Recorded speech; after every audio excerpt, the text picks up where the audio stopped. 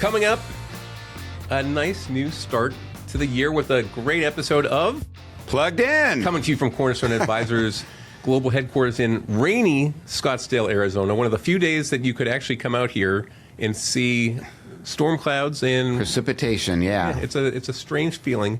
But you know, to quote our friends, Sir Elton John, I'm still standing.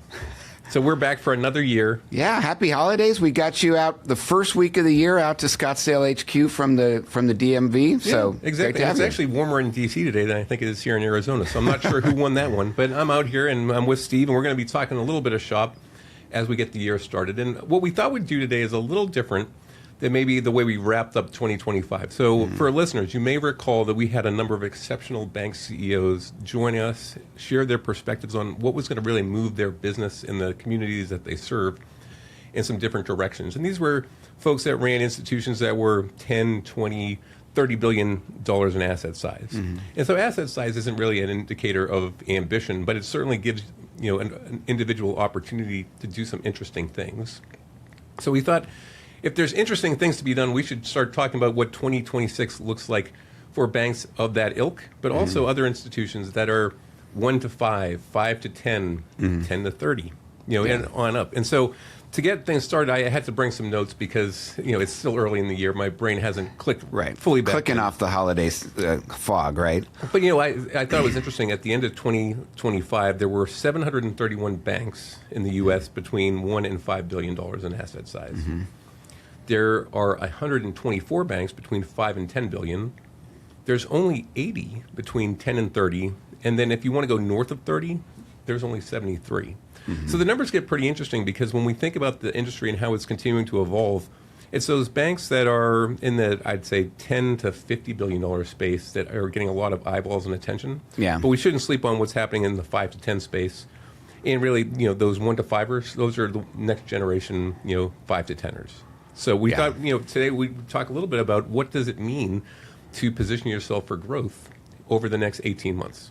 Is that Growth is rough. I mean, I think what's interesting is if you look at, big bank stocks did outstanding in 2025, 29% return. The regional and community banks were less than that, but they were kind of trailing a little ahead of the market. So they had a good year. First week of the year has been great for bank stocks. Yep. But what's interesting is for all those folks who've had better recovery of their stocks, the growth is not easy right now, and it's maybe there's some growth in commercial lending, but the funding around commercial lending, and then the non-interest income, the fee income, and other sources of revenue to stay diversified, keep the franchise attractive. I think growth and the intentionality of growth, Al, is something you talk about a lot. I think that has to occupy strategic plans and occupy C-suite, kind of where do we need to evolve going forward. Well, big issue. In a few weeks, we'll have a lot of our friends joining us out here in the desert for Bank Directors' annual Acquire or Be Acquired conference. And I was thinking about that event in anticipation of our conversation because acquire or be acquired is a pithy way of saying, eat or be eaten. Right. But then I take it a step further and think, is grow or go, appropriate. And I think that's too lazy. It's too simple. Because when we think about growth, I think you've got to really understand growth means different things depending on what type of organization you run. So you might be an acquirer. Right. You might say, like, hey, I want to win in the niches and I want to really specialize in something. I could be a BaaS provider or a platform type, or I could be thinking about staging an exit. And so in those 4 different buckets, you have 4 different ways to allocate capital, to think about your tech strategy, and to really think about the teams that you have and make sure that they're properly deployed to fulfill your growth ambitions. Right. Is that how you kind of think about these things? Absolutely. And I think the arbiter of all that is not asset size. It's, the good old tangible book value per share. Yep. Because if I'm acquiring and building up all that goodwill, that's going to impact that growth. If I'm organically growing smart, that number is going to go crazy. If I'm disciplined about growing with operating leverage, that's going to show up. Yep. So I think some of the great ones that you see, Jamie Dimon has one from his time back to Bank One about his tangible book value per share under the Dimon administration, and it's kind of a mic drop. Yep. So yeah, but I think when we look at that, and I don't like to quote other consultants usually because but McKinsey one time did a study that 40% of share price appreciation in banking is revenue growth. And so we spend a lot of time, we've got to be efficient. Let's deploy AI so, Betty in the back office has to get rid of 2 people, or let's do a stock buyback or a dividend. That's all kind of tuning. Revenue growth is what, drives things. Yeah, I wonder if McKinsey was reading some of our What's Going On in Banking Probably to get smarter, a little bit faster. But, you said a word that I think bears repeating, and it's discipline. Because I brought my notes for the upcoming few months of where I think banks need to spend their time and focus. And I think discipline is one of the key phrases that can be used because discipline outperforms scale. When I think about growth going into the new year, it's all around capital allocation. It's not an asset accumulation type game. And so banks really need to be disciplined about their portfolios and what they're going to do with their capital. Which segments are they going to exit? What are they going to really try to think about when it comes to their branch network? Do they want to emphasize things or de-emphasize things? And it's that discipline at the leadership side of the house that gets super important. Yeah. Let me give you 2 examples. Our 2 Gonzo Banker of the Year winners that we just announced in December. If we look at Cullen Frost Bank or Frost Financial, they have a lot of focus right now on organic expansion and the use of capital versus M&A. It's their opinion. It's not the only opinion, but it's very capital resource driven. And then you look at Greg Garabrandt at Axos, and you see that they've allocated it to these distinct niche businesses and how they can do those in capital efficient ways and get paid for the risk that they're willing to take. So yeah, absolutely. I think the rock stars are very good about capital allocation and getting paid for those capital investments. Yeah, and their focus shows up in their budgeting. It shows up in the term sheets that they offer. It's not showing up in their mission statement. I think sometimes we confuse having something that's pithy as being really provocative and professional. So, discipline is one of those themes that we go into 26 thinking, hey, discipline will outperform scale. And what was your Tim Spence from Fifth Third, his quote about M&A? It's a means to an end. It's a means to an end. I mean, Tim has so many great lines. I had nominated him for some Gonzo Banker of the Year awards, but one thing that continues to stand out is that 11th commandment that his father had given him at a young age, thou shalt steal a good idea. And I feel like that's part of the reason we have this plugged in series, part of the reason we talk to so many different CEOs. It's not to steal something, but it's to learn from each other and realize we're all trying to find opportunities to grow, to compete, to diversify and differentiate who we are. If you see somebody doing something smart, why wouldn't you consider doing it yourself? Right. So if you want to think about doing some smart things, again, in my note taking, I think about technology. And, listeners appreciate, I think, that Cornerstone has a pretty deep history when it comes to the intersection of technology and the business of banking. And we've been talking about, how it has to pay its own way for a number of years now. But I think this is the year where the rubber hits the road. Yeah, and I think we went to several big banker meetings last year where one of our takeaways, as we had our first cocktail of the night was the scaling fintechs are really taken serious now. The amount of business and how they're changing the table stakes. And as you said, your customer weakness shows up even more today in delivery, and that impacts growth. So now, how do we make technology pay our own way? If we go to the average bank at the end of this decade, it's going to have, on a relative basis, less people, probably less facilities, but more tech and more marketing. And a lot of that marketing will be data and tech-driven marketing. So then how do you make it pay for its own way? I think that comes down to 2 things, really, really active management of your vendor portfolio, your partner portfolio, having metrics around spend. It's shocking how few C-suites know this is what we spend on the second largest expense in banking now. But the other thing is, and I don't know if you see this, how do we drive the real business cases around the investments, and how do we see those all the way through? I think a lot of CEOs bemoan that, I've signed all these checks, but I don't know if I've seen some of the outcome. We've seen people buy expensive Salesforce, Encino, other things, and then question, have I really gotten the payback there? So I think building that payoff discipline is still work to do for most bank leadership teams. Yeah, to have tech credibility, it has to come back to the outcomes that are recognized. It can't just be the optimism that something's going to hit. When you're talking about this, I had jotted down, when it comes to that return on tech concepts, really there's 3 major, tests that you should be able to answer. Do you have a clear owner? Do you have quantifiable outcomes? Because if you can't measure it, then what are you doing? And then do you have a kill switch if the value has not really materialized. And I think that kill switch is the thing that's been lacking over the last few years. You start to make investments, you have all the best of intent, but then it's not working. You think, well, maybe if I give it another quarter, maybe if I give it another cycle, things will improve. Right. But what have you done to change your performance? And at some point, you've got to make that uncomfortable decision that this was a good idea. It just hasn't beared the fruit that we wanted. Yeah, we learned something, but we didn't, turn it into this long march of death. And, Ryan Rackley, who leads our vendor management contract area, he finds that only about 10 to 15% of our clients are really good at lookbacks on investment. And I like to joke there's a really good system you can use for lookbacks. It's called Microsoft Outlook Calendar. Oh. Just when the check is signed, make an appointment a year from now with some smart kid in finance to come do the look back. I think it's kind of lazy we're not doing look backs. Is where kind of my humor goes. Yeah. Is we can be doing more of this. Well, thinking of look backs, I don't know if you watched Stranger Things the last season. I didn't see the last season, but you've watched at least a few episodes. Yeah. I know about the upside down. I do. Well, some of the music that they pull is pretty fun. I happen to love Running Up That Hill by Kate Bush. That keeps making appearances, and I keep thinking, places, how can we pull that into a plugged in? I think it's Running Up That Hill as a parallel to this need that banks have to have a living tech roadmap. And so we talk about the upside down, who's alive, who's not. We think about Kate Bush running up that hill, trying to stay, grounded in the reality of the world. Right. I think what I've seen over the last few years, people have the best, of intentions. They'll have a tech roadmap or they'll have some type of strategy document that they pull off the shelf, they look at it periodically, and then they put it away. And they don't come back until, I don't know, a consulting firm might come in and say, what's your tech play look like?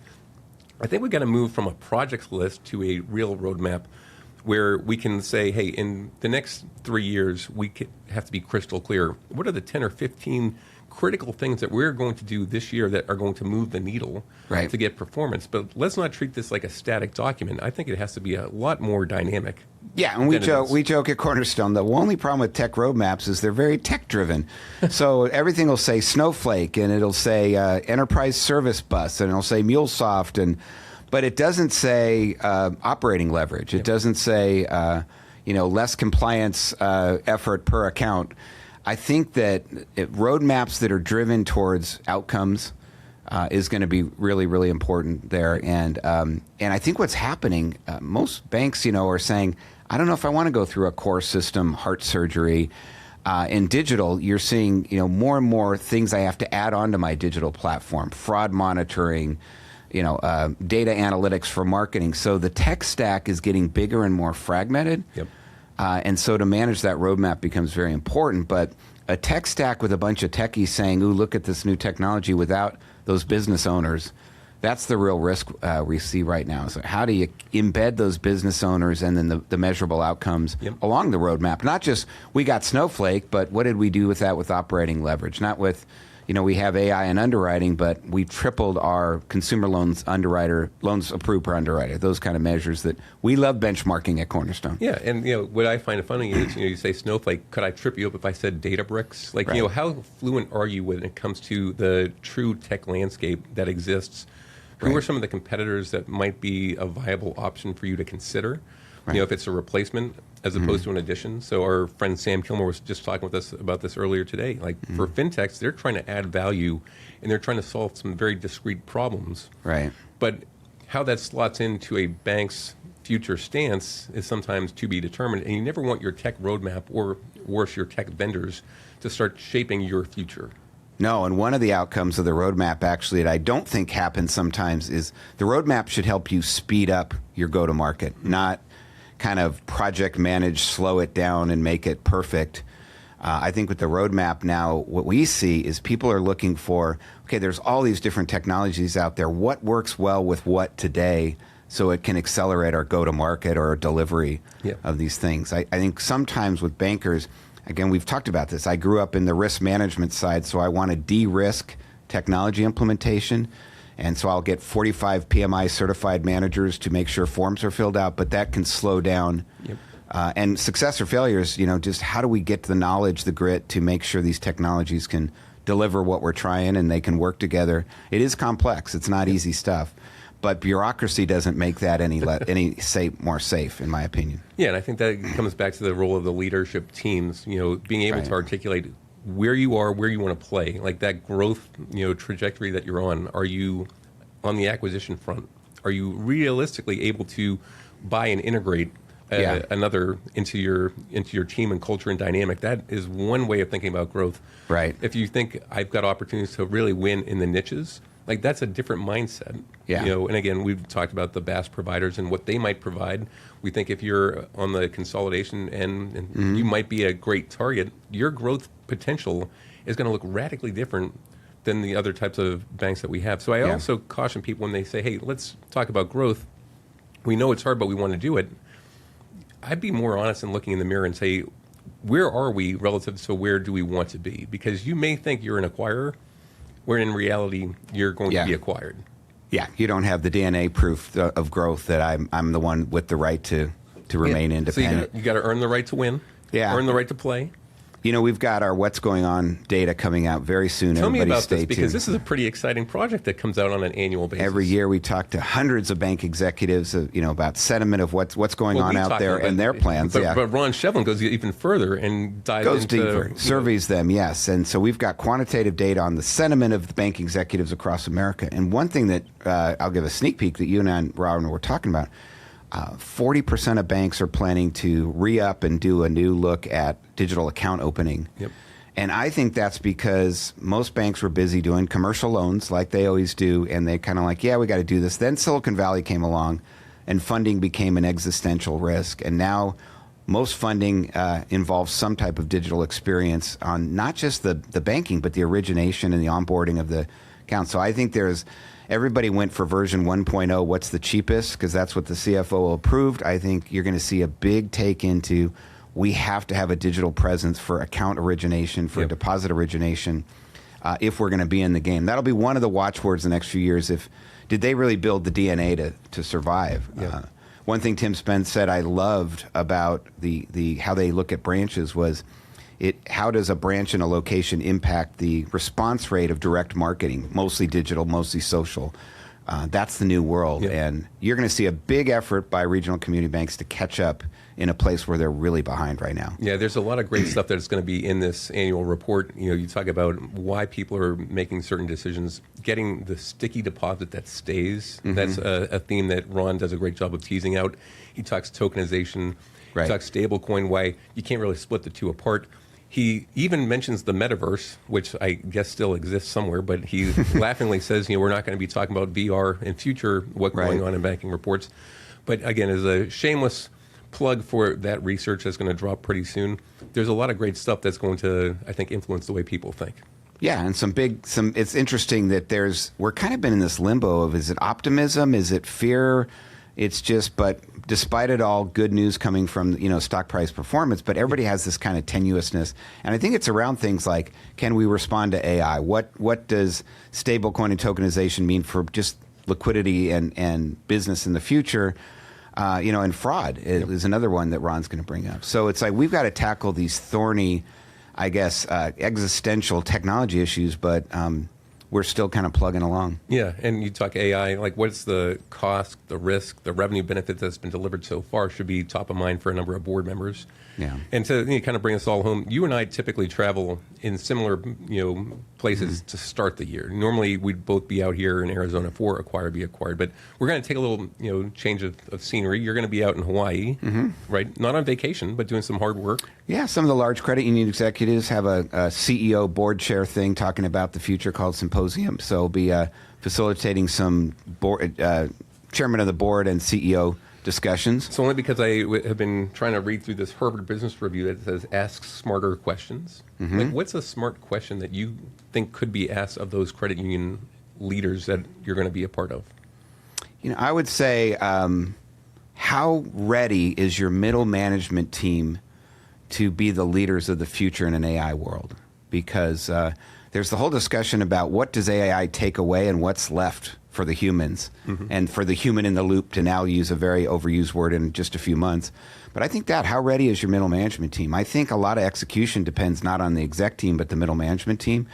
And I think really looking at that skill set and deciding where might we need to add some folks, or replace some folks, get folks from development. But that's going to be the muscle that moves you forward in the next couple of years. And I ask because I think there's a way for banks to learn from credit unions and credit unions to learn from banks when it comes to some of the decisions that are being made. It's not to say, hey, I want to be one.